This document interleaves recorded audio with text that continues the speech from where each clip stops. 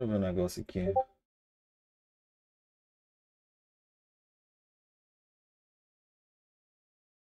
Tá, vamos lá, pessoal. Vamos fazer um react de um vídeo do Felca aqui falando sobre os Red Pill. Deixa eu só... Deixa eu só pegar a tela aqui certinho.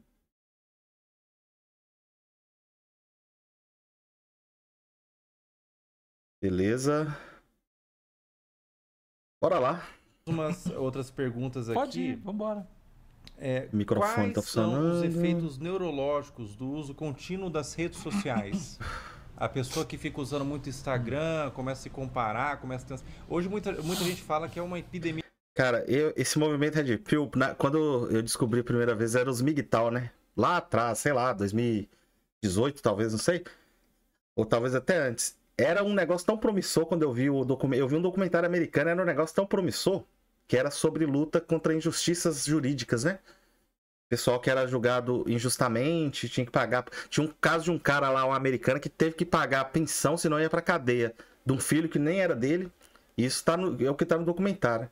E aí eu olhei aquele negócio e me identifiquei na hora. Só que aí hoje em dia eu vejo esses caras na internet, dá até tristeza, velho. O pessoal ficou totalmente bitolado, odiando mulher e tal. De ansiedade, né? Uhum. Hoje as pessoas estão super ansiosas e muita gente atribui às redes sociais, né? As pessoas estão ansiosas por conta do uso da rede social. As crianças, elas já desde a tenra idade ali, elas já entram na rede social, no feed, na scrollar o feed, ficam viciadas por aquilo, ficam hiperativas, ansiosas. Quais que são os efeitos neurológicos aí do uso contínuo? Eu vou começar respondendo sobre essa parte. E eu vou abrir um parênteses, eu vou começar do jeito também não indicado. Eu acho que a gente tem o idiota e a gente tem o dogmático, que não é necessariamente o idiota, ele só converge à média, é tipo um algoritmo generativo. Ele não fala, a não ser quando ele está alucinando, ele não vai falar bobagem, ele vai falar o básico, não é incrível.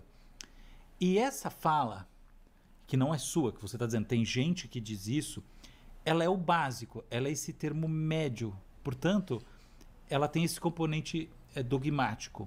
Olha só, hoje o meu artigo da Folha começa assim. Eu sempre mais ou menos. Eu sempre desconfiei dessa história de que a ansiedade digital da molecada é alimentada por passar o dia no TikTok. Porra, vamos lá, né? Tecnologia influencia muito na ansiedade das pessoas. Isso é comprovadamente, isso é cientificamente comprovado. Tanto que tem o livro. Qual que é o nome do livro? A Fábrica de Cretinas Digitais, que trata sobre esse assunto aí. Fala até sobre o emburrecimento que as mídias causam nas pessoas. Você não pode colocar tudo na conta do TikTok, porque o TikTok é de 2015, né? Porém, você pode colocar aí juntando Facebook, juntando... Tem um documentário bom também, que também é inspirado num livro, que é o Dilema das Redes, acho que é da Netflix, que fala sobre o aumento de números de suicídios a partir de 2010 entre adolescentes nos Estados Unidos. Totalmente relacionado assim, aparentemente, né? Não vamos falar que toda relação é sinônimo de causalidade, mas aparentemente relacionado a redes sociais, aumento do uso de redes sociais. E aí o Instagram também acredito que contribui muito para isso, né? Aquela questão de você ficar se comparando com os outros. E aí é complicado. Essa geração mais atual, que já cresceu no mundo digital, acho que é mais afetada que a minha geração, por exemplo, que é a geração Y. Porque a gente cresceu nos anos 90. Nos anos 90 a gente crescia jogando bola na rua e etc, né? E aí a gente pegou a internet só depois dos anos 2000. Em grande parte, a maioria aí. Só que quem cresceu no mundo digital, hoje em dia, você tem criança com 2 anos mexendo no celular. É um negócio absurdo. E aí isso vai gerando... Tem um relato da Debs que eu sigo, do Olabocós, dela falando que o filho dela tava com bruxismo. Acho que era por excesso de TV. E aí ela cortou a TV, ele parou. Bruxismo, pra quem não sabe, é você tipo ficar mordendo muito tipo quase rangendo os dentes ou mordendo o beiço, alguma coisa do tipo. Então, assim, você tem uma influência bem negativa, sim. Começa assim. seja, negando isso. E eu sempre desconfio. Toda vez que falam isso, eu já participei de um Tendências e Debates da Folha sobre isso e outras coisas mais. Todo mundo, não, porque a rede social... Nunca acreditei que esse é o fenômeno hegemônico. Ao contrário de quase todo mundo que está por aí. E aí olha o que eu falo. Porque o que foi ficando claro ao longo do tempo é que 40% dos jovens entre 11 e 17 anos consomem ou são expostos à pornografia digital. Então a gente tem que pensar... Isso aí também é verdade. Olha só, a pornografia digital tem uma importância na vida dessa molecada que é insana. Por quê? Não é porque elas passam o dia vendo pornografia, não, elas passam o dia no TikTok. Mas cria-se uma relação com a imagem, uma relação com o sexo, uma relação com relacionamentos que é fóbica, que é tensa e ansiosa, num nível que é muito mais profundo do que a dancinha do TikTok. Eu não sei fazer aquela dancinha, eu vou ficar triste. Tem isso aí, mas o outro negócio é... Cara, o problema do TikTok não é não saber fazer dancinha, nada a ver com isso. O problema do TikTok e dos Reels e dos Shorts como que a gente diz? Não aumento de endorfina e dopamina, mas seria as pequenas doses repetidas de endorfina e de dopamina que você recebe no seu cérebro através de vídeos curtos. E você, cada vez mais, você almeja vídeos mais curtos, conteúdo mais imediatista. Esse é o problema do TikTok, por exemplo. Não é não saber fazer dança. Ninguém liga... Assim, muita gente não liga pra isso, né? O problema é o imediatismo que causa nas pessoas. E isso gera ansiedade. Muito mais. Porque lembra que eu tava falando agora há pouco sobre como os comportamentos digitais... Como eles têm um custo energético, eles convergem só à visceralidade. Né? Você não reage àquilo que você acha que é de bom senso, você só reage àquilo que você acha que é horrível ou que, sei lá, revela o seu eu interior. E aí, qual que é o ponto? Na pornografia, a mesma coisa acontece, como em qualquer conteúdo, e, consequentemente, as reações são mais fortes aos conteúdos mais hard. E aí, quando você vai ver, eu fiz uma análise de palavras-chave no topo das palavras, né, dos Trend Topics da maior plataforma de pornografia do mundo, que é o Pornhub. E são coisas assim, madrasta é um dos maiores, tá lá no artigo de hoje, madrasta, incesto, você tá entendendo o negócio? Então, isso dá um nó na cabeça de quem tá começando uma vida de relacionamentos e tudo mais, que é complicada. Assim, é um mega nó. Então, tudo para dizer o seguinte... A pessoa, o indivíduo ali, a criança, ela começa a normalizar uma parada como incesto, por exemplo. Não é só isso. A cabeça dela vai gerando uma normalização, uma vulgarização de coisas que são muito terríveis, né? Madrasta, incesto... Então, eu não diria que eu acho que é quase isso, na minha opinião. Eu acho que é o seguinte, no mundo do conteúdo... O incesto, a madrasta, o sexo mais... Que não tem nada contra, a propósito, o sexo mais louco do mundo, zero. Pelo amor de Deus, acho que é ótimo. Mas o ponto não é esse. Acho que é ótimo. O ponto é, nas plataformas, o que seria erotismo, o que seria uma transa com um pouco de afeto, tudo isso fica lá embaixo, porque isso não dá clique. Ninguém tá nem aí pra isso aí. Entende? Então, os conteúdos mais extremos sobem. Então, é quase o que você falou, mas nas plataformas é isso. Na cabeça da criança, do adolescente, então, não é que isso é normalizado. É que, por acaso, como esses conteúdos sobem, é isso que a pessoa vê. Aí ela entra no negócio e tá uma cena, entendeu? Um negócio que deixa a pessoa... Você fala, meu Deus do céu, entendeu? Como é que eu vou fazer isso? Assim, eu comecei o artigo de hoje, a parte que eu vou definir o que é pornografia, assim, pornografia é o gênero em que um cara dá um tapa na cara de uma mulher, ela invariavelmente diz, quero mais. Pode ver se não é isso. Isso, entende? Aí, pensa aquele moleque de 11 anos, ele vê aquela cena, aquele ator pornô. Cara, esses assuntos me fazem pensar em livros na hora. Tem um livro também, muito bom, chamado Invasão Vertical dos Bárbaros, que é de um autor brasileiro, eu esqueci o nome dele agora. Pois eu vou deixar ele na descrição aí, quando eu colocar esse vídeo no YouTube. Mas é um livro que fala sobre... como bárbaros agem, como as pessoas agem assim, de forma tribal. E aí um dos exemplos que ele dá de como você prioriza instintos, assim, instintos bem primitivos em detrimento dos instintos, do comportamento superior, é você focar em sexualidade excessiva, é você focar nesse tipo de instinto primitivo e você dar ênfase àquilo para as pessoas se espelharem naquilo como algo virtuoso e algo que deve ser feito. Você vê isso muito em universo pop, funk, etc e tal. E isso tem um efeito muito influenciável, né? Ele influencia muito na vida das pessoas. Porque é um efeito quase que viciante, sabe? É fácil de você gostar desse tipo de conteúdo. Tanto que se você pegar os em alta do YouTube, os vídeos em alta do YouTube, você encontra muito conteúdo questionável, porque é mais fácil. É mil vezes mais fácil você assimilar esse tipo de conteúdo no seu cérebro do que você assimilar um conteúdo que faz você pensar e etc. É mais cansativo.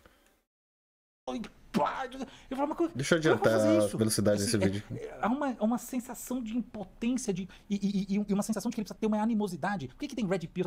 É que não é que ele odeia a mulher, é que ele sente que ele precisa odiar. E a menina olha aqui e fala, que merda é essa? É um estupro? Entende? E aí isso gera essa animosidade. Essa animosidade, quando se fala que a rede social é a fonte de toda ansiedade, pra mim esse é um papo reprimido. E por isso que eu achei ele medíocre. Porque isso é uma parte da verdade, outra parte da verdade é que as pessoas estão assustadas porque elas entendem que isso aí não faz sentido, né? Até porque a ansiedade não surgiu com redes sociais. Sexo é pornografia. Quando você tem 11, 12, 13 anos de idade, o que você tá pensando é que daqui a pouco você vai entrar na sua vida da adolescente e vai fazer sexo. Você vai ter namoradas, namorados, o que quer que seja. A pessoa olha aquele negócio e fala, meu Deus do céu. Entende? Então, sim, voltando agora eu posso te responder. Eu acho que as redes sociais são parcialmente responsáveis pelas ansiedades digitais. Eu acho que a pornografia digital é fortemente responsável também, sem nenhum moralismo. Eu não acho que não pode ver pornografia. Pornografia é coisa do capeta, qualquer coisa. Não acho nada disso. Só tô olhando o fenômeno como ele aparece na vida das pessoas, sobretudo de uma molecada que definitivamente não se beneficia em nada de ser exposta a uma coisa dessa. Eu lembro do meu tempo de moleque, que tinha um filme, uma série de filmes assim, tipo pornografia, que chamava Faces da Morte. Que era tipo assim, a pessoa caía do avião, morria, se espatifava lá embaixo. Era só filme de... Era pornografia? Não tinha nada de pornografia, mas era mais hard que pornografia, entendeu? Tá, porque era uma coisa... Tô trazendo coisas no nível do impacto. Eu lembro que uma vez eu fui exposto, por assim dizer, ao Faces da Morte, entendeu? Sabe? É um cara que tá lá, ele tem uma serra, tá na indústria, tava filmando, aí ele escorrega, cai, a serra corta ele no meio ao vivo, sabe coisa assim? São cenas de pessoas morrendo de formas chocantes. Não foi um negócio bom pra mim ser exposto àquilo naquele momento. Tanto que eu lembro até hoje. Isso é uma coisa que você fala assim, sabe aquela podia não ter visto, queria desver, sabe? Colírio do desver. Então eu acho que a gente não pode subestimar o impacto da pornografia. Não é pelo sexo, porque tá mostrando pau e xoxó. Na verdade, é pelo exagero. O exagero é o que meio que atrapalha as nossas expectativas depois que a gente tende a acreditar que o exagero é o normal. Aí é complicado, fica complicado. Isso é verdade. Não, nada disso não. É pelo que é o extremo do negócio, como o algoritmo impulsiona esses conteúdos extremos para pessoas que estão no momento da vida que elas precisam reduzir a ansiedade sobre ter um relacionamento da mão. Ainda mais numa era de Tinders e tal, que já é uma coisa que... Pensa do ponto de vista relacional, que coisa... desenhada só pra dar lucro, né? Que é péssimo, né? Porque tem 15 anos de idade. Então é óbvio que é horrível esse tipo de não que uma criança de 15 anos vai usar, eventualmente usa também, mas não isso. Mas o entendimento de que é assim que as pessoas se relacionam, entendeu? Tudo isso gera ansiedade e animosidade entre os sexos. Eu tô aqui só no nível heterossexual para ficar no mais simples, porque é óbvio que isso aí também, em todos os níveis, todas as opções se aplica, e aí com nuances. Mas então, acho que a ansiedade, ela não é só, ela é muito mais do digital e da exposição à tela. Por que as pessoas veem tanta pornografia? A primeira razão, a mais simples de todas, é porque a tela tá na tua frente. E como não tem nenhum filtro pra esse negócio, não tem que usar um documento. Hoje tem um cara lá que eu vi que escreveu na minha coluna, gostei muito do artigo, blá blá blá, mas você não discutiu a regulação, devia ter. Aí ele falou um negócio tão óbvio, pena que eu vou responder. Fala, cara, mas é que eu só tenho 3.200 palavras. Ele falou assim, devia ter um negócio no nosso país que assim, pra você acessar um negócio, você tem que botar sua identidade aqui, tirar fotinho, igual num banco, tudo bem. Aí você pode fazer o que você quiser, você tem que ter 18 anos, entende? Ponto. Então, que é uma regra que ninguém segue, qualquer um vai lá e faz isso. Então, eu acho que tem esse ponto. Dito isso, quais são os efeitos, agora feita essa ressalva, os efeitos neurológicos do uso das redes sociais. Mais uma vez, eu também acho que a gente tem que sair do convencionalismo e tal, a gente ouve aí as pessoas que falam que a rede social causa primariamente efeitos afetivos. A ansiedade, como eu já disse, pode ser relativizada, então ela também é causada pelas redes sociais. De novo, tá errado. O efeito primário é um efeito causado pelo scroll. Não é a rede em si, é a scrollagem. A scrollagem, tem até uma palavra uma expressão para isso que é doom scrolling, que é a scrollagem infinita. Ela tá até no Mercado Livre, tá? É a lógica de você manter a pessoa ligada. O negócio não acaba nunca, ela pode ficar lá. O que acontece com a scrollagem? Ela gera um treinamento. Olha só, eu preciso apresentar um conceito aqui até para essa coisa fazer sentido. Imagina que eu saí... Vou tentar prever o que ele vai falar aqui, chutando aqui. Mas isso é basicamente repetição, né? Repetição é a forma como a gente aprende qualquer coisa na vida. Repetição faz o cérebro entender que a informação é importante e o cérebro tende a querer agir da mesma forma. Ele começa a criar atalhos para você agir da mesma forma sem precisar pensar a respeito daquilo. Quando você aprende a dirigir, você precisa pensar para passar marcha, por exemplo. Depois de um tempo, você se acostuma com o movimento e você passa marcha sem pensar. Por quê? Porque o cérebro encontra formas de facilitar aquele comportamento repetitivo. Isso é descrito no Poder do Hábito, no livro Poder do Hábito, e eu acredito que também no livro Rápido e Devagar, que é o livro que eu falo muito aqui no canal. Então é basicamente isso. E aí você começa a fazer coisas no automático. No Poder do Hábito ele fala desse tipo de comportamento no que tange aos vícios, né? Você fazer coisas repetidamente até você se viciar em fazer aquilo. O cérebro não liga se o que você está fazendo é bom ou ruim. Para sua vida, por exemplo, ele não tá nem aí. O cérebro, inclusive, ele é bem preguiçoso e ele só quer repetir, ele só quer manter o status quo, ele não quer mudar, entendeu? Então, quando você força o cérebro a mudar, por exemplo, a fazer um movimento repetitivo que ele não faz, a primeira reação dele é brecar, falar que merda, eu tenho que pensar, é cansativo, eu não quero pensar, e tende a fazer você querer parar de fazer o que você tá fazendo. Por exemplo, ler um livro, para quem não é acostumado, é cansativo. O cérebro quer fazer você parar de tentar repetir esse mesmo comportamento, porque é novo para ele. Só que a partir do momento em que você insiste e repete, seu cérebro entende que você não vai parar, e aí até quando você tá dormindo, ele começa a girar as engrenagens continuam funcionando, e ele começa a fazer conexões neuronais para você repetir esse tipo de comportamento de forma mais fácil, de forma menos custosa, menos trabalhosa para o cérebro. Basicamente é isso. Aí à noite, agora saindo aqui do seu estúdio, belo estúdio, e eu vou pra minha casa e eu sou sequestrado no caminho. E aí, alguém tenta quase me mata, não sei o que, papapá. E depois deu tudo certo, no final me liberaram e eu vou pra casa. No outro dia eu vou estar andando na rua e eu posso ficar preocupado, encanado com isso. A gente vai dizer que isso é um trauma. Uma outra maneira de falar é, houve um aprendizado. Só que é um aprendizado negativo. A gente está acostumado a associar a palavra aprendizado a uma coisa positiva. Mas tudo aquilo que forma uma memória, e essa memória te gera uma orientação em sentido ao comportamento, você fica paranoico, quer acelerar, quer fechar o vídeo, é um aprendizado. Trauma é um aprendizado, certo? Então, beleza. Então, o que acontece é que quando você fica scrollando muito, você aprende muito, entre aspas, vamos dizer assim, você é condicionado pelo desenho do que é scrollar, a não focar nada, não é verdade? Você não está focando nada, você está justamente passando. Isso cria um déficit de atenção de natureza não neurológica. Por quê? Porque, afinal de contas, você está treinando o seu cérebro a não parar num conteúdo só, a não fixar nada.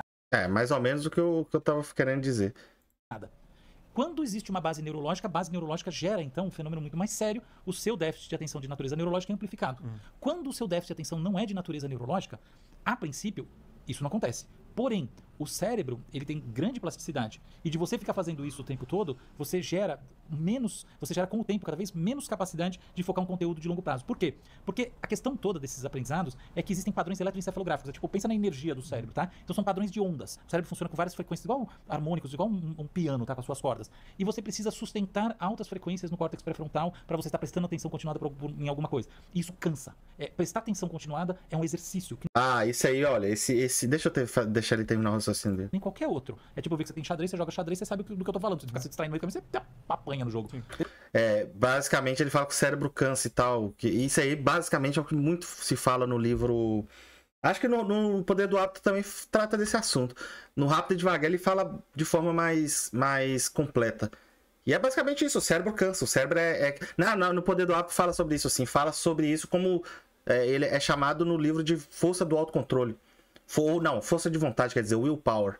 E aí ele fala que é basicamente isso. O cérebro tem uma força, tem uma energia diária sobre coisas que ele tem que fazer, decisões que ele tem que tomar no dia a dia, e o quanto ele pode gastar de energia para fazer isso. Então, se você gasta, por exemplo, muita energia com coisas cansativas no começo do dia, você passa o resto do dia estressado e cometendo erros que você não cometeria se você tivesse com o cérebro descansado. Por quê? Porque você gastou totalmente sua energia, sua força de vontade com decisões triviais. Esse, inclusive, é um dos motivos do Mark Zuckerberg só usar a mesma roupa, para ele não gastar força de vontade escolhendo qual camisa usar.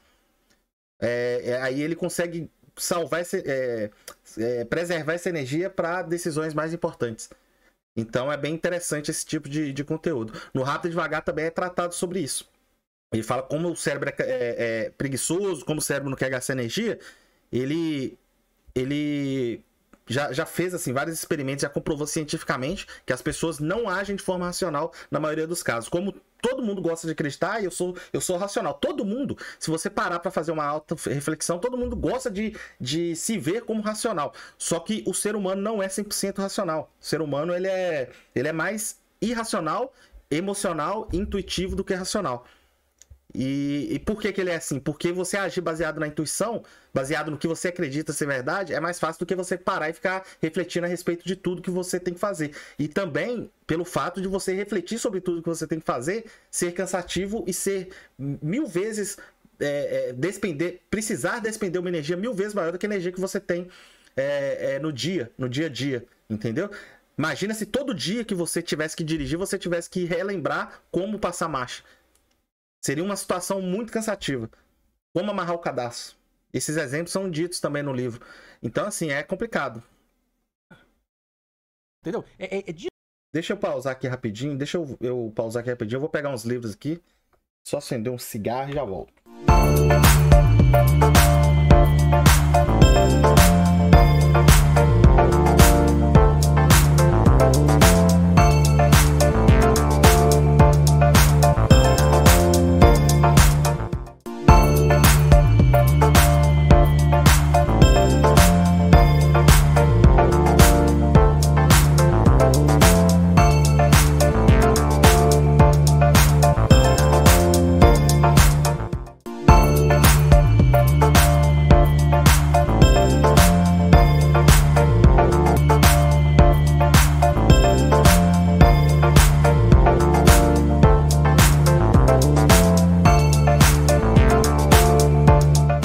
Ok, vamos lá. Daqui a pouco eu mostro os livros. Isso que eu tô falando é um exercício. Uma boa parte do aprendizado do xadrez, no nível que você ainda não tá lá lendo livros com estratégia, é essa atenção. Você aprende a ficar focado no jogo. A criança aprende a jogar xadrez, é isso. Quanto mais focado no jogo, mais tempo focado, melhor você joga. Então você não aprende isso e você, inclusive, desaprende isso. E aí, com o tempo, você gera um efeito neurológico e você gera ativação de genes, tem toda uma questão de informação de cadeias de reconfiguração. E aí você cria um déficit de atenção onde ele não necessariamente deveria existir. Esse é o primeiro efeito, mais básico de todos. Ele não está no nível afetivo, ele está no nível cognitivo. A gente chama epidemia. Ah, peraí. Esqueci de um livro, né? O Poder do Hábito.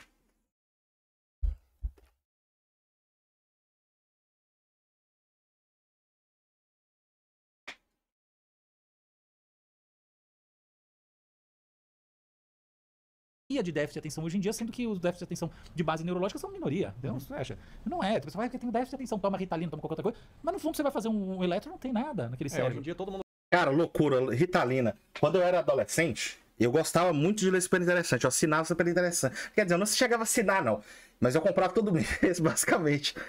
Na verdade, eu comprava todo mês. Eu acho que era quinzenal a revista. Eu comprava sempre que eu via a capa e achava a capa interessante. Aí, teve uma edição. Se bobear, eu até tenho ela aqui. Eu tenho um monte de revistas Super Interessantes paradas aqui pela casa. Mas teve uma edição, muitos anos atrás, isso é quando eu tava no ensino médio, que falava sobre a pílula da inteligência. E basicamente era Ritalina. E aí, eu sempre gostei de estudar. Aí eu fui na farmácia comprar Ritalina. Pedi o cara falou, você tem receita? Falei, não, só vende com receita, eu não sabia. Aí eu perguntei ao meu primo que fazia farmácia na época, tô querendo tomar Ritalina, que não sei o quê, porque eu vi na revista. Aí ele falou, velho, isso aí é quem toma, quem tem Alzheimer, se eu não me engano, ou quem é autista. E falou que se você tomar sem precisar, é perigoso você ter Alzheimer no futuro, ou você, sei lá, ter autismo, era alguma coisa assim. E eu falei, que caralho, velho, é super interessante falando essa média. Pra mim, super interessante, na época era o supra-sumo da ciência. E aí, eles falando isso assim, falando que tem muito jovem que toma isso, inclusive deve ter até hoje. Principalmente não jovens assim que tomam por causa de algum problema psicológico, tomam para estudar. Nas universidades, por exemplo, isso é comum. E aí eu queria tomar também. Aí eu fui no tomei, beleza. E, velho, o negócio é aquela coisa. Você tomar sem necessidade, isso aí gera, sabe? Pode gerar efeitos colaterais e pode gerar também um vício no remédio, né? É complicado.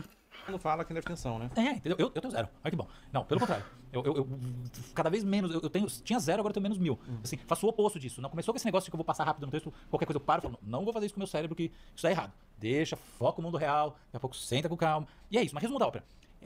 Então eu acho que o primeiro efeito é um efeito cognitivo ou neurocognitivo. Aí, em cima disso, efetivamente há a questão projetiva e essa competição emergente, que é uma competição pelo gosto, é uma competição no domínio da gostabilidade. O grande negócio das redes sociais Assim, assim, rede social não impacta afetivamente as pessoas de maneira homogênea em todas as idades. Não é assim que funciona. Elas têm um impacto muito maior na adolescência. Porque na adolescência, a adolescência é uma espécie de teste da gostabilidade. Em outras palavras, o adolescente ele é altamente competitivo no nível do gostar, que as pessoas às vezes chamam de popularidade e etc.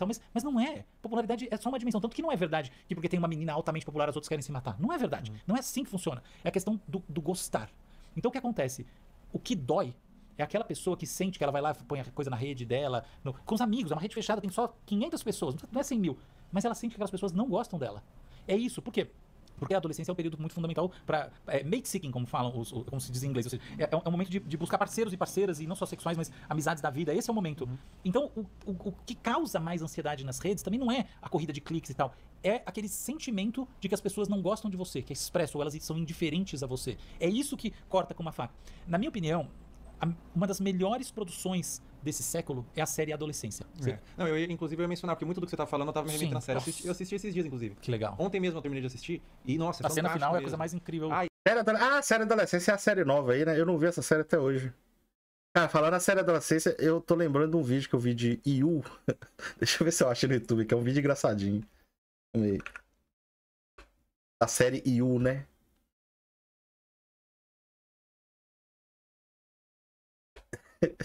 O vídeo é muito bom, velho.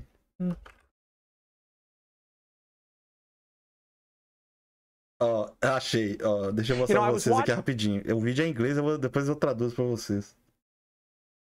Não, na verdade, eu vou traduzir à medida que o vídeo for passando. Ó. Basicamente é o seguinte. Vou contextualizar aqui. Peraí, não tá... Ah, não tá aparecendo não, peraí. Como é que eu faço? Deixa eu compartilhar a tela. Peraí, velho. Peraí, deixa eu puxar pra cá. Agora foi. Basicamente é o seguinte, o cara... Deixa eu ver se tem legenda em inglês aí. Tem legenda em inglês. Deixa eu ver se ela tá certa. You know, I was watching an episode... Que porra é essa, bicho? A legenda tá totalmente nada a ver com... Tá, deixa eu deixar sem legenda. Mas é assim, ó. O cara tá falando que ele tava assistindo um episódio da série IU. Aí, IU, a tradução de IU é você, né? Aí a mulher tava entendendo que ele tava falando dela. Basicamente é isso, ó. Deixa eu mostrar o vídeo pra você. You know, I was watching an episode of You where measles came up. Wait. When did I mention measles? Ó, o cara falou assim, eu tava assistindo o episódio de You quando eles falaram sobre measles, sobre sarampo. Aí, o que a mulher falou aqui? Where measles came up. Wait. When did I mention measles? Aí a mulher perguntou, quando onde que eu mencionei sarampo? A mulher achando que ele tá falando dela, you, você. Aí é o cara explicando, ó. I don't know, it was on you. What was on me? What are you talking about?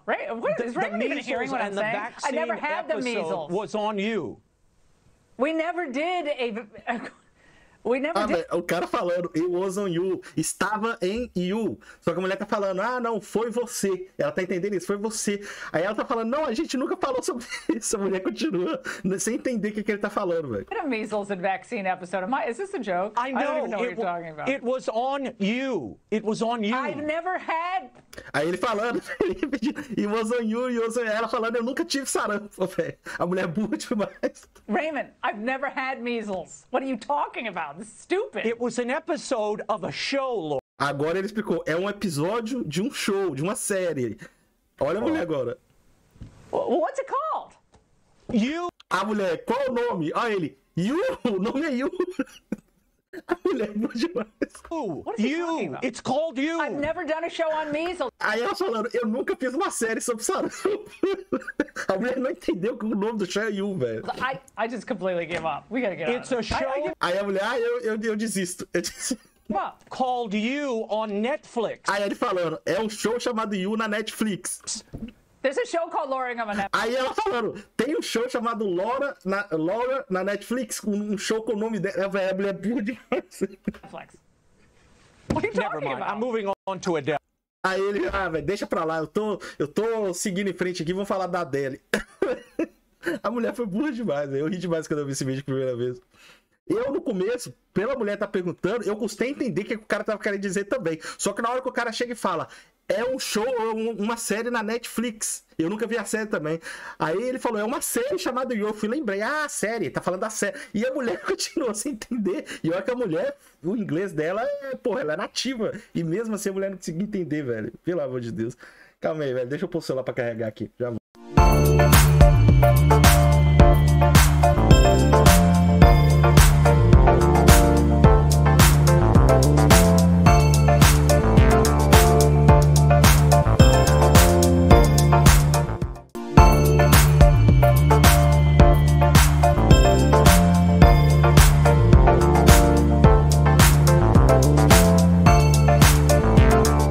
Ok, vamos lá. Deixa eu mostrar os livros pra vocês de uma vez aqui. Ó, vamos lá. O livro que eu citei, né? O Poder do Hábito. Esse livro aqui fala como é que fala? Força de vontade, a energia da força de vontade, etc. Qual outro que tem? Tem o Rápido e Devagar, que esse aqui eu cito pra caramba aqui no meu canal do YouTube, na verdade. Ele é esse livro aqui, o autor dele já faleceu recentemente, mas ele ganhou um Nobel de Economia sendo psicólogo. Porque ele fez um estudo de décadas sobre vieses e sobre como o ser humano age baseado na intuição e etc. E comprovou cientificamente que é verdade.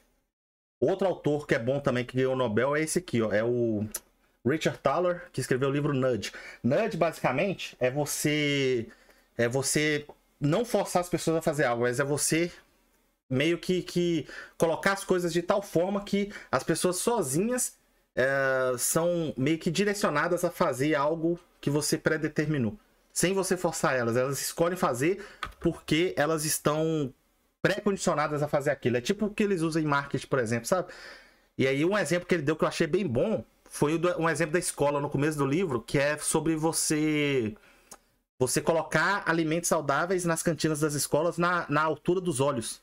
E isso eles fizeram teste em algumas escolas dos Estados Unidos, e isso fez com que as crianças consumissem mais alimentos saudáveis. Só mudando a disposição dos alimentos ali na cantina. E aí ele falou que isso aí também poderia ser feito em casa, com geladeira e tal. Dá um exemplo também de como eles fizeram isso para diminuir o consumo de energia elétrica. Não lembro em qual estado agora dos Estados Unidos. Fizeram isso também com alguns nudges, né? Nudges são empurrõezinhos. A tradução é meio que empurrõezinhos que você dá para pessoa seguir em determinada direção. E o último livro, que é do mesmo autor do Richard Thaler, é o Misbehave. O Misbehave fala mais da parte de economia. Ele é psicólogo, né? Ele é professor de ciências comportamentais e economia. E ganhou o Nobel também, né? De economia.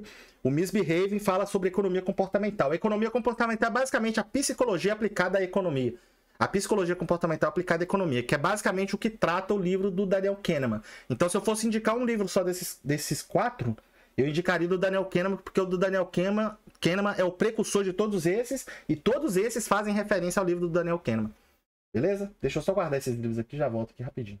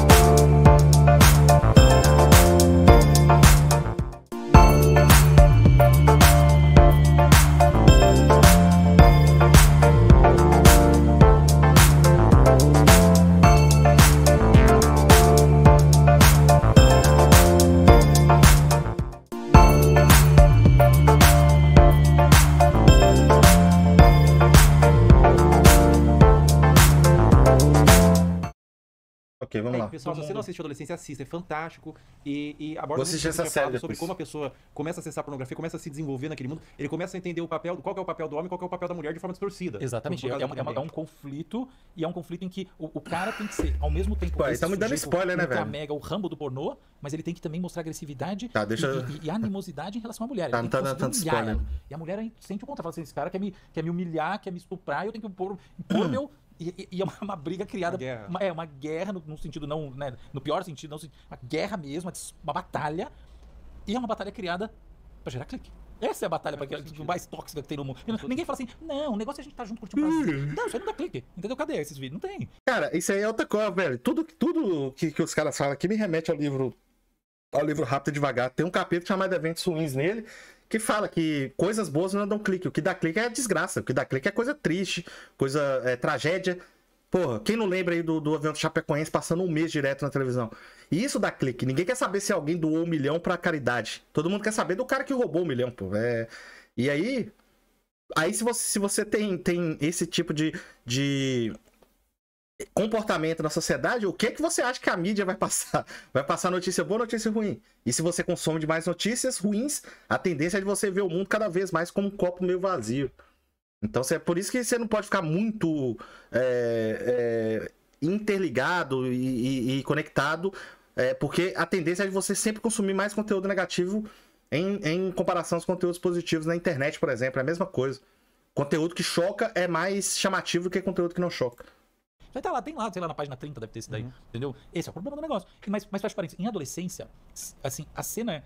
São tantas cenas absolutamente incríveis, mas uma cena absolutamente incrível é que tem um menino cujo pai é um policial que está envolvido... Você lembra bem, eu não vou dar muito spoiler aqui, mas só pra dizer que tem um pai que é um policial que está envolvido na investigação de um crime, não vou falar mais nada, e o que importa é que o menino, filho dele, que ele vai à escola onde o filho estuda, e o menino chama o pai numa sala, eles têm uma relação conturbada, e naquele momento há uma revelação geracional absurda, que é sobre o sentido das reações que um post, na verdade não é um post, as reações que a reação a um post do menino gerou.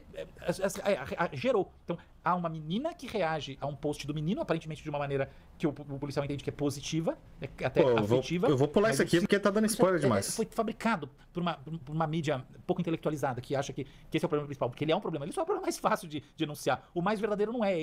O cara tá falando que as pessoas não gostam de você, mesmo naquele grupinho. O cara tá falando sobre a mídia a mídia acho que noticiou os incels aí na internet, no Fantástico, sei lá, falando que eles eram culpados de crimes. Acho que botou isso na conta dos Red Pill. Não tenho certeza não, porque eu não vejo televisão essas merda aí, né? Tudo lavagem cerebral.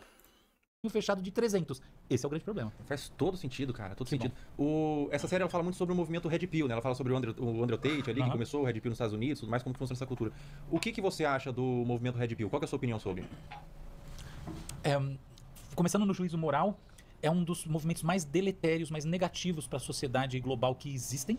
Um dos piores. Há pouca coisa mais... Cara, eu até antes dele falar, eu concordo demais com isso, porque a gente sabe que tá tendo um problema de vários países não tendo o número suficiente de filhos para manter a população ativa aí, né? E esse movimento Red Pill, que é basicamente o feminismo ao contrário, os caras agem de forma a meio que incentivar as pessoas a odiarem mulheres, a não se relacionar assim, de forma a longo prazo, né? E a constituir família, porque os caras dão a entender, assim, pelo que chega na gente, normalmente o que chega na gente são os mais radicais, né? Que são os que mais chamam atenção na internet. Os caras odeiam mulheres, os caras acham que tudo é puta e etc. E aí isso meio que atrapalha por exemplo, isso é totalmente contrário ao cristianismo, né? Que meio que considera que a família é o alicerce da sociedade. E esse tipo de conteúdo Red Pill não é compatível com os ensinamentos cristãos. Agora, mesmo sem cristianismo mesmo, isso é um problema até populacional. O cara ficar agindo igual feminista de sinal trocado, pô, pelo amor de Deus. O movimento MGTOW, quando ele surgiu lá, eu achava que era sobre o homem se desenvolver, sabe, intelectualmente, esse tipo de coisa. E até era até determinado ponto. Só que aí o pessoal começa a descambar. Talvez isso aí sei lá, parece que tem gente infiltrada falando merda pra descredibilizar todo o movimento. Enfim, eu não sou muito de acompanhar conteúdo Red Pill, odeio esses canais, sinceramente. Vejo alguns cortes, vez ou outra aí, mas eu não costumo acompanhar muito, não. Mais nociva, falando em termos de do conceito de idiotice. Há pouca gente mais idiota do que os seguidores e partícipes desses movimentos Red Pill. Então, se você saiba que eu te acho um idiota, tá? Você pode me odiar porque eu também tô cagando, caguei pra rede social e tudo, mas ó, eu te acho um idiota. E falo carinhosamente, tá? Você tá assistindo exatamente, eu tenho o dobro da tua idade pra ser seu pai, e eu falo carinhosamente que eu não quero que você seja um idiota. Não seja. E eu vou dizer por que eu acho que você é um idiota. Porque, lembra que eu falei que existe um desacoplamento entre o estado do mundo e a percepção da pessoa, e a partir desse desacoplamento há um conjunto de ações que gera consequências negativas para a própria pessoa. É por isso que eu não quero que você se dê mal, não quero que você seja. Cara, eu não costumo acompanhar o Felca também não, mas é legal que o Felca deixa o cara falar, né?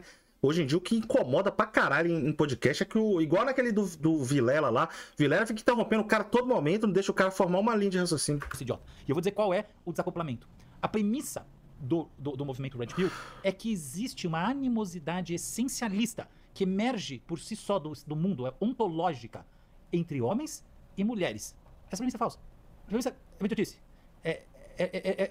É como achar que o mundo surgiu em 2023, porque em 2023 você acordou pra realidade. Não, o mundo não surgiu em 2023.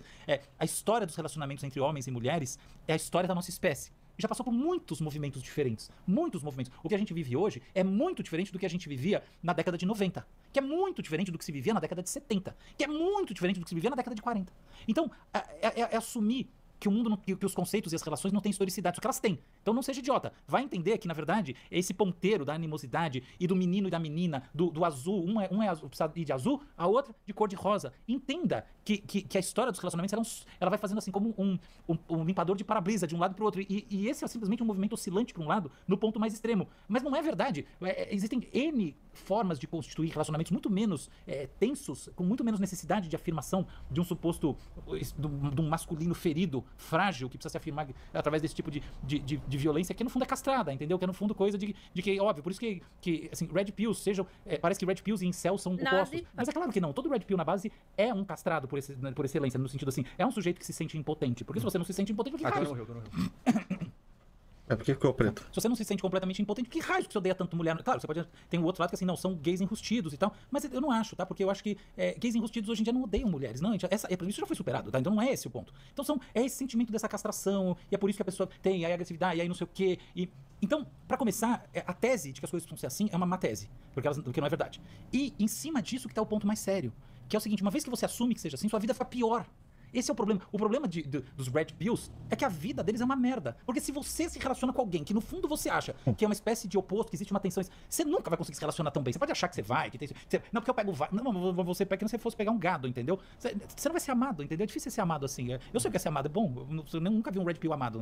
Você pode achar que é amado, bastante amado. Não é amado. Nunca vi nenhum Red Pill amado na minha vida. E ser amado que é bom. Pra você ser amado, você tem que baixar essa guarda, essa violência instituída, essa animosidade. Senão não rola amor, entendeu? Não rola da pessoa. Você não é gostado. Sabe o problema do gostar? Você não é gostado quando você age assim. E você não é que você age, você incorpora esses valores. Não gosta. E aí o que adianta? Você não é gostado. Dane-se todo o resto. Então é uma burrice pra começar. E o último ponto, que eu acho que é o mais importante, que é o que faz da burrice uma idiotice completa, é que obviamente são movimentos comerciais. O Andrew Tate, que é inglês, ele tem uma empresa multimilionária, na verdade hoje em dia bilionária, e todo esse movimento está em cima de uma empresa bilionária que ele tem.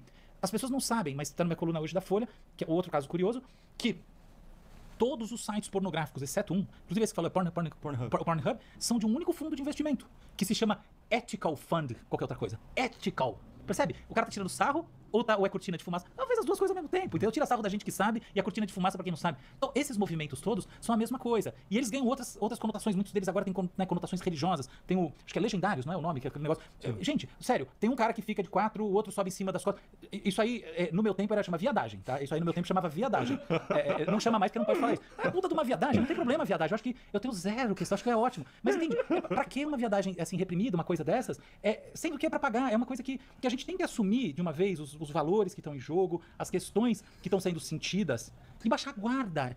A ideia de que a gente tá numa luta é uma ideia deletéria pra quem acha. Você acha que você tá numa luta, você não vai ser bem quisto, você não vai ser amado pela pessoa, o grupo com quem você acha que você tá lutando. Se achar que você não tá lutando, você já sai melhor. E aí você não precisa ficar de 4 outros subir em cima, ou qualquer coisa do gênero, e subir a montanha e chegar lá. Não, você já chegou. Você não precisa conquistar. A conquista é essa. A conquista é você não sentir que você precisa conquistar. Porque toda vez que você sente que você precisa conquistar, é que você não tem merda nenhuma, né? Esse é o grande problema. Poxa, cara, perfeito, perfeito. E o Legendário se paga 20 mil pra entrar, né? Ah, sei lá quanto é. É 20 mil reais pra você entrar. Um movimento só de homens, que sobe montanha e tudo mais. Essa que no meu tempo chama viadagem. Pior que é verdade mesmo, tá? É a moda da vez, né? Daqui a um ano ninguém lembra disso aí, aparece outra igualmente estúpida. Mas, de novo, sem nenhum preconceito contra quem não só quem é gay, que eu tenho amigos gays que falam assim, eu gosto que fala que eu sou viado. Eu acho ótimo, qual o problema? Nenhum. Velho, o pessoal às vezes acha que você falar assim, isso é viadagem, é porque você é homofóbico. Isso, velho, não dá nem pra explicar, velho, a relação masculina e falando essas coisas. A gente usa a palavra viado como vírgula, a gente chama um ao outro de viado, e aí, viado? Sem querer ofender o cara, sabe? É tipo algo comum. Não é algo homofóbico. Tô zoando o cara porque é viado. Isso não é zoação, isso não é bullying quando a gente faz esse tipo de coisa. Agora, nesse caso de falar que é viadagem, a gente quer dizer que isso é... Como é que eu posso explicar, velho?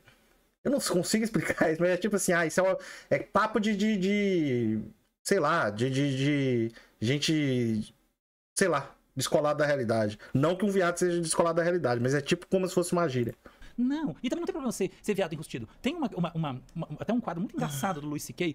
em que ele tá contando que ele sentou pra assistir um filme, que é um filme que ele brinca de chicken, que é uma brincadeira americana, que é tipo quando vem dois carros dos anos 50 e quem é chicken é quem vai tirar o carro pra não bater de frente. Sei. E que eu acho que chama Magic Mike, é um filme de strippers masculinos com dois bonitões lá. E ele fala, eu sei qual é o fim do filme. E o fim do filme é que no fundo eu sou gay. Aí todo mundo entendeu? Tipo assim, ele tá brincando e tal, claro. E aí no meio, mas ele fala assim, uma coisa que é hilária. Ele fala assim, eu não tenho nenhum tipo de repressão, nenhum tipo de preconceito com ninguém, mas eu tenho o direito de reprimir a mim mesmo. O jeito que ele coloca é muito engraçado, entendeu? Porque não tem como você não concordar, entendeu? Ele faz o que ele quiser com a vida dele. Então, até isso eu não acho que é problemático de forma nenhuma. Eu só acho que a gente tem que entender, assim, ter um pouco de espelho em casa, no sentido existencial, pra vida ser melhor e mais leve. Só isso. Faz todo sentido, faz todo sentido. Ó, tem uma outra pergunta aqui sobre... Peraí que eu perdi a pergunta aqui, mas ela é sobre... Deixa eu ver aqui... Sobre IA.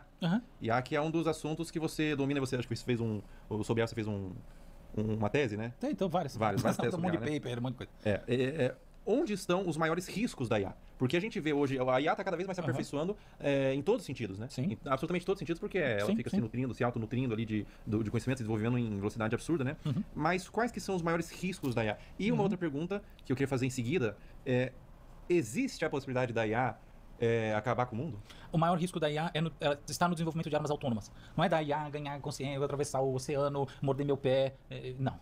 O desenvolvimento de armas autônomas é uma realidade em todas as grandes economias bélicas. Nenhuma delas quis assinar um tratado da ONU propondo o banimento ou o controle dessas armas. Todo mundo está a fim de desenvolver, porque... A primeira coisa é que guerra dá um problema político, entendeu? Guerra é bom quando você está matando soldados do outro lado, destruindo as cidades do outro lado. Mas quando morrem os seus soldados, mesmo quando você é uma potência beligerante que está atacando alguém, gera bad press, entendeu? Gera publicidade negativa em casa. Então, governos não gostam. O bom vocês entenderam, né? Não preciso desenhar, né? Que não é bom. É ironia. Enfim, esse tipo de coisa gera uma publicidade negativa em casa. Então, todo mundo está pensando em reduzir o custo político das guerras. Então, quer botar a arma autônoma lá para não morrer ninguém. Esse é o primeiro ponto. O segundo ponto, que é mais sutil, é que há uma mudança no paradigma das guerras nos últimos anos. Das últimas décadas. As guerras hoje em dia são muito mais urbanas. E guerras urbanas são guerras que produzem muitos feridos.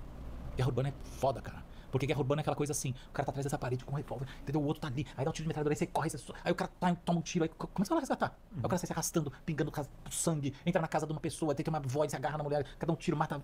Guerra urbana é uma coisa terrível. E quase todas as guerras hoje em dia são urbanas. Então, a solução de você botar, por exemplo, drones que entram, que vão vigiando, que atiram, matam as pessoas, robodogs com metralhadoras enfim, que autonomamente agem, todo esse tipo de coisa tem grande vantagem numa guerra urbana por causa desse problema, que não é só quanta gente morre e tal, é que a guerra urbana é uma guerra da dor, ela volta ao século XVIII, onde o século XVIII foi o século 1820, sobre o começo do século XVIII, foi o momento em que houve a transição das armas que efetivamente eram 100% baseadas na pólvora, entendeu? Então, você deve ter visto aquelas baionetas com espadas na ponta. Então, a gente está falando de um momento em que uma guerra, você tem muita espada, assim, guerra de faca é uma guerra muito dolorosa, entendeu? Quando a pessoa vem, ela corta um braço seu, te espeta, entendeu? Pensa isso. Muito melhor você tomar 100 tiros de metralhadora e morrer rapidinho. Então, você entende? É uma coisa muito horrível esse tipo de coisa. Então, guerras urbanas têm isso, elas têm essa coisa, elas são traumatizantes demais, entre outras coisas, por causa disso. Então, armas autônomas trazem essa promessa. E a terceira razão é que a terceira razão é muito engraçada, muito interessante, assim. As armas autônomas, elas vêm responder a um problema de hackeamento. Olha que coisa louca. E eu vou explicar como é esse problema. Então, na metade de 2023, A Ucrânia estava preparando uma grande reação em relação à Rússia.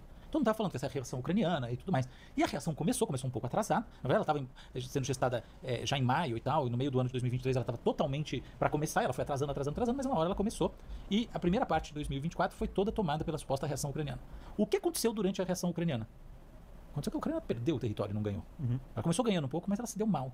Por que a Ucrânia se deu mal? Então o debate é profundo, a guerra da Ucrânia é uma guerra, a invasão da Ucrânia, não tá pingo nos is, né? A invasão da Ucrânia. Ela é toda baseada em trincheiras, então guerras de trincheira, como por exemplo a Primeira Guerra Mundial foi uma guerra de trincheiras. São Fala, guerras galera, difíceis de você se beleza? movimentar, Meu nome é porque César Filho. tem muita mina, né? Todo mundo Eu põe mina e a trincheira, então quando você chega perto da trincheira, tem um cara que sobe com uma metralhadora pra te atirar e tem um monte de mina pra explodir você, seu tanque de guerra, o que você quiser. Então é muito complicado você avançar em guerra de trincheira. Tu tem esse aspecto, mas tem um outro aspecto que é muito importante, que é que os russos são os mega hackers. E os drones são pilotados, são igual aviãozinho de controle remoto. Então vinha um aviãozinho de controle remoto para fazer tanto surveillance, vigilância, quanto para atirar, né, sobre as trincheiras e tal. E o que acontecia é que os embaralhadores de sinais russos embaralhavam o sinal do drone, o drone perdia capacidade e não conseguia atacar. Então, ou seja, o hackeamento teve um papel tão importante na guerra da Ucrânia que é razoável se dizer que é um dos fatores relevantes na consolidação da vitória russa, que é iminente desde então. Em minha defesa, eu lembro que eu gravei um podcast com o professor Rock, ele é deputado, ele é mas ele é um especialista em geopolítica, e ele falava que a Ucrânia, eu falei, os russos vão espancar, a Rússia vai ganhar. Eu lembro que levou bad press pra mim, assim, imprensa negativa, assim, fui no flow, o pessoal não gostou do que eu falei e tal, mas o que importa é o juízo da história, né? Não é o juízo das pessoas que ficam dando opinião ali no negócio que elas estão vendo naquele momento. E a história tá mostrando que é isso, a Rússia dominou essa guerra completamente. Então, os jammers de sinais, eles dificultam muito o uso de armas por controle remoto. Tanto que depois de 2024, a estratégia de uso de drones na invasão da Ucrânia mudou. Agora os drones são muito mais kamikaze. Eles vêm com uma rota pré-definida, eles têm algum nível de reconhecimento, mas é baixo, e eles explodem. O próprio drone explode. Ele não é mais um drone que vai lá, atira, faz todas aquelas coisas. A estratégia torna muito mais simples, com drones muito mais baratos. Olha que coisa engraçada. É como se a tecnologia tivesse andado para trás. E andou mesmo. Porque a tese de que você ia usar os drones e tal, ela para no embaralhador de sinais. Agora para pensar comigo. Pô, quem lembra aí a época que eles inventaram a impressora 3D? Eu lembro disso como se fosse ontem. Outra coisa que eu li na super interessante na época. Hoje ela é muito cara, mas em um ano ela vai ser acessível para todo mundo, vai custar em torno de R$1.000. Isso foi lá, tipo, em 2007, sei lá. Cadê? Quem tem impressora 3D hoje, velho? Tá cara do mesmo jeito, velho. É foda demais. Amigo, drone autônomo. Tem problema de embaralhamento de sinais? Claro que não. Já é autônomo. Você não precisa mandar sinal nenhum. Aí tá a importância absurda das armas autônomas. Porque se você tem uma arma que ela está sendo controlada à distância por um sinal, seja o protocolo que for, você sempre vai ter um embaralhador de sinais sendo desenvolvido para destruir seu sinal, e aquela arma não vai conseguir fazer as coisas que estão sendo esperadas dela. Portanto, aí a importância absolutamente prática da autonomia, sobretudo nesses domínios de guerras urbanas, onde as coisas são muito mais precisas. Entendeu? Eu preciso que o drone chegue naquela porta e atire, estoure a fechadura. Mas como é que eu vou controlar isso com o controle remoto? Você tem um mega embaralhador de sinais. É tipo, pensa você falar em celular em prisão federal de segurança máxima. Você não consegue, o celular não liga. Não é no laboratório, meu laboratório você não consegue usar. Você faz o que você quiser, lá que você não usa o celular. Não sei que você tiver um celular de satélite. Então, não é tão complicado você embaralhar os sinais, entendeu? Você impedir a transmissão de sinais. E aí está a grande importância da autonomia. E as armas autônomas, então, fechando, aqui essa foi o argumento de que elas têm um papel para cumprir absurdo nas guerras. E aí vem a segunda coisa, porque eu acho que as armas autônomas são o grande negócio, assim, a grande ameaça, por assim dizer, é que com armas autônomas o que a gente tem, sobretudo, é assimetria. Mas claro, entendeu? Você tem China, Estados Unidos, Israel, Inglaterra, você tem a Alemanha, que agora está começando a entrar no mundo das armas novamente. Você tem o Irã, você tem alguns, Irã menos, mas também você tem países que tem todo o incentivo do mundo para desenvolver armas autônomas, e você tem os outros países que têm muito menos incentivos e mesmo capacidade de desenvolverem armas autônomas. E aí você começa a gerar uma assimetria bélica muito grande. E assimetrias em capacidade bélica, não é bélica, em capacity, elas não são tão estratégicas. Por exemplo, vamos pensar uma coisa, por exemplo, crise dos mísseis em 1967. Por que a gente não teve a Terceira Guerra Mundial, né, quando os russos colocaram lançadores de foguete na Baía dos Porcos em Cuba? Você sabe? Por quê? Cara, por que eles jogam bomba nos Estados Unidos? Os Estados Unidos imediatamente vão jogar bomba nuclear na Rússia. Essa a grande política da Guerra Fria é a chamada deterrence, que é a política do impedimento. Que é assim, você tem submarinos nucleares das duas grandes potências circulando o mundo, bases espalhadas pelo mundo com foguetes nucleares, e elas não estão lá para atirar no outro e ganhar do outro. Elas estão lá para se o outro jogar, para o outro saber que se ele jogar uma bomba nuclear no seu país, imediatamente você vai jogar no dele. Aí, consequentemente, você não joga. Quer dizer, curiosamente, até às vezes um erro, aliás, de um tipo de pacifismo é achar que não, quanto menos armas, melhor. Depende. É lógico que quanto menos armas, melhor. Mas tem que ser menos armas para todo mundo. Porque quando você tem muita assimetria, tipo, o problema das armas autônomas. Ué, mas se os países funcionam como se eles fossem psicopatas dentro de uma... Cada país só procura o seu próprio interesse e dane-se do outro, como é a realidade do mundo. Quando você tem mais assimetria, você tem mais chance de guerra, não menos chance de guerra. Você entende? De disputas. Sim, e tal. O imperialismo bélico se torna muito mais vantajoso. Então o problema das armas autônomas é um problema sério por essa razão. Que o análise não é porque tem mais arma no mundo e tal. Não, é porque ele gera uma assimetria. E essa assimetria é perigosa. Isso não significa que eu acho que, por exemplo, o Brasil não deva... por exemplo, o PL 2320 da inteligência artificial bane o desenvolvimento de armas autônomas no Brasil. Curiosamente, sou contra. Acho um erro completo. Mas como? Você acabou de fazer um discurso que as armas autônomas são o pior recurso para a humanidade. Justamente por isso. Entendeu? Porque, no final das contas, a gente tem que modelar comportamentos globais à luz da teoria dos jogos, que é um jeito chique de dizer o seguinte: a gente sempre tem que pensar não a partir do que é positivo internamente ou que está mais alinhado aos nossos juízos e aspirações e anseios morais, mas sim aquilo que é feito pelas contrapartes. Sim. E sistemicamente, se as contrapartes estão desenvolvendo armas autônomas, a gente vai criar uma lei que proíbe o desenvolvimento de armas autônomas aqui, a gente vai, no mínimo, se dar mal, porque a gente não vai vender armas autônomas para os caras. Porque o Brasil, por exemplo, tem Embraer, tem um monte de empresa que Taurus, o Brasil é forte de armas. Então, resumindo, eu sou completamente contra, inclusive acho só a favor de controle de armas no país, tudo, mas não tem nada a ver, sou zero desse papo, mas a gente não pode ser bobos e subestimar a importância das armas autônomas e do risco global representado, que significa e é um risco justamente dado por assimetrias, então você fica na parte fraca da simetria é uma completa estupidez. Esse é o ponto. Sobre a sua segunda pergunta, a inteligência artificial não pode acabar o mundo de forma nenhuma. Essa ideia, ela pressupõe a aquisição de um impulso intencional em sentido à destruição da humanidade. Esse impulso para destruir é um impulso qual que é a base, né? É uma espécie querendo eliminar a outra. E a tese é que você vai aumentando a complexidade da inteligência artificial e ela vai ganhando sofisticação e uma hora ela quer dominar o mundo, se revela. Mas é mais uma dessas teses burras que tem tanto por aí, entendeu? E às vezes tem muita tese burra falando por gente que supostamente é inteligente. Mas por que ela é burrice? Porque é o seguinte, olha só, se você pensar numa bactéria, bactérias e vírus são os maiores eliminadores de todo o planeta. Então, onde você mais tem eliminação? Uma bactéria eliminando uma outra bactéria, eliminando uma alga, eliminando não sei o que, vírus pra caramba, entendeu? E aí você vai aumentando a complexidade dos organismos. Então você vai, por exemplo, para os organismos, eles são procariontes, tá? Você vai para os eucariontes, então eles têm núcleo organizado, citoplasma, e aí você vai olhando os eucariontes, disputa evolucionária com eliminação igualmente. Se aumenta, cria organismos estruturados com sistema nervoso e tal, insetos, eliminação também, competição e eliminação, mamíferos. Ou seja, ao longo de toda a filogenia, há uma independência completa entre complexidade e impulso à eliminação das outras espécies. Então por que a inteligência artificial funcionaria sob um paradigma diferente? Seria o único caso em que foi a complexidade que levou o impulso à eliminação. Na natureza não tem umas coisas que são completamente independentes. As pessoas não, é isso que me incomoda às vezes. Assim, eu vejo um perigo em alguns intelectuais que não pensam. Você é obrigado a pensar quando você é intelectual. Não deveria ser, né? Já tem uma multa pra falar merda. Brincadeira, gente. Então, essa independência das duas coisas. E olha só que interessante. Existe um driver do impulso à eliminação de outra espécie. E qual que é esse driver? É a transmissão genômica.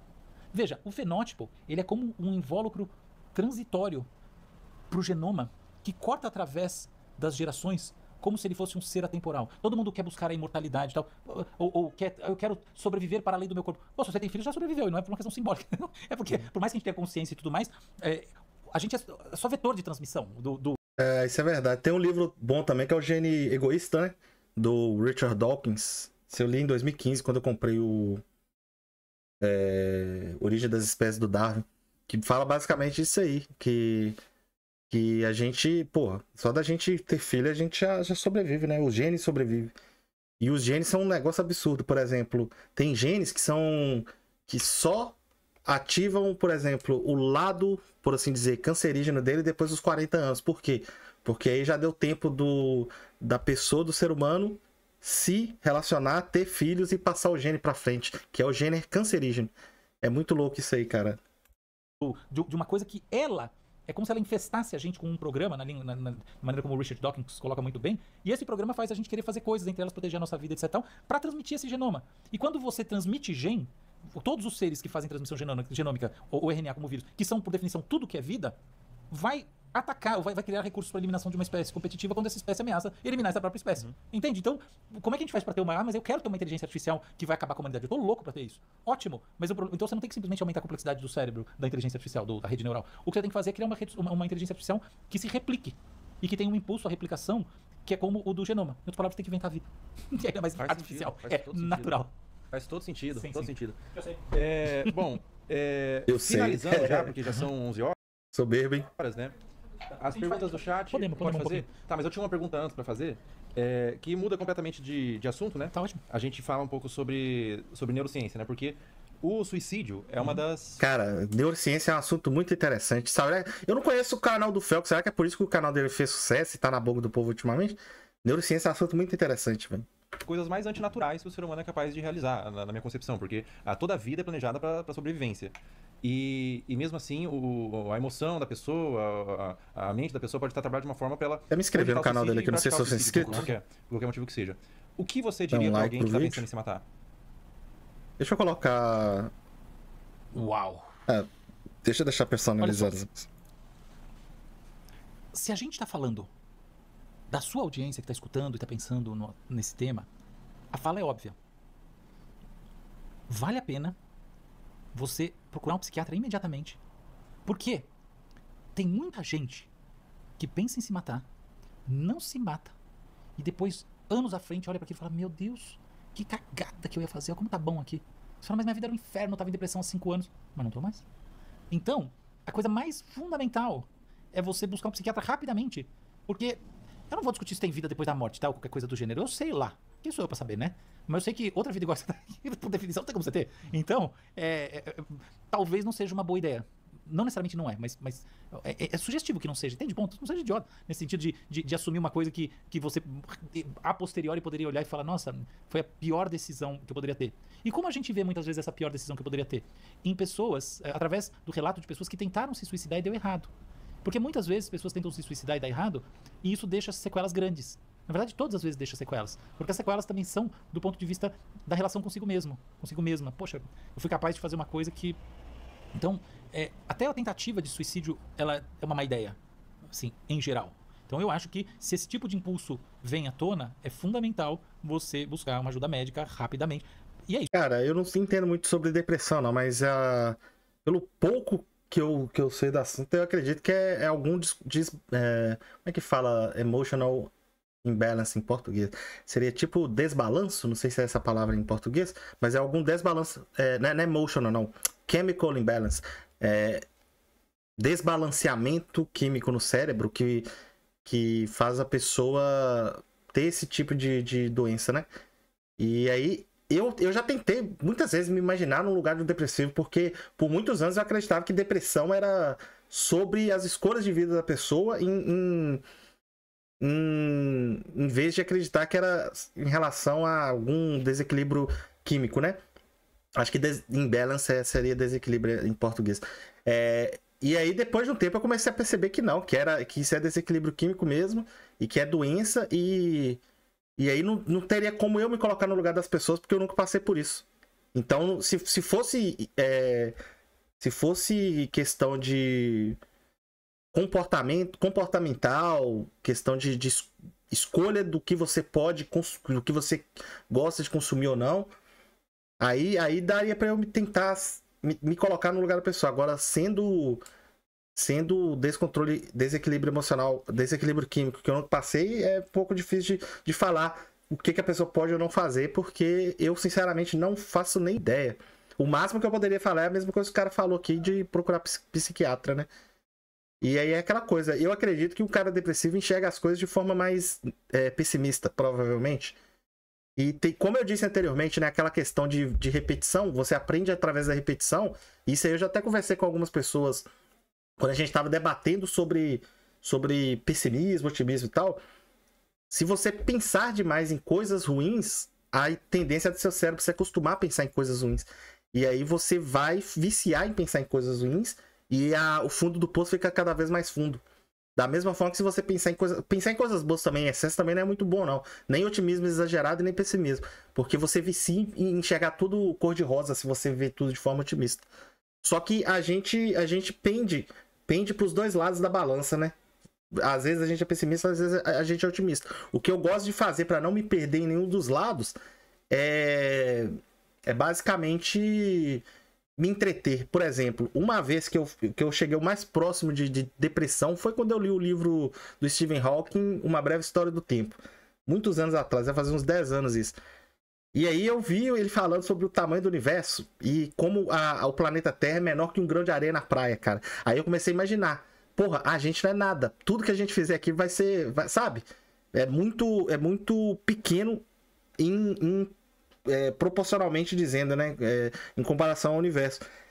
Aí eu parei de ler o livro e fiquei refletindo. Normalmente, quando você lê um livro e você quer absorver as coisas, ou que você quer aprender alguma coisa, você para de ler em determinado momento e fica pensando no que você leu. É isso que faz você passar a mensagem pro cérebro que aquela informação tem importância. Só que quando é uma situação que você tá vendo pelo prisma negativo, você começa a fortalecer o lado negativo da coisa.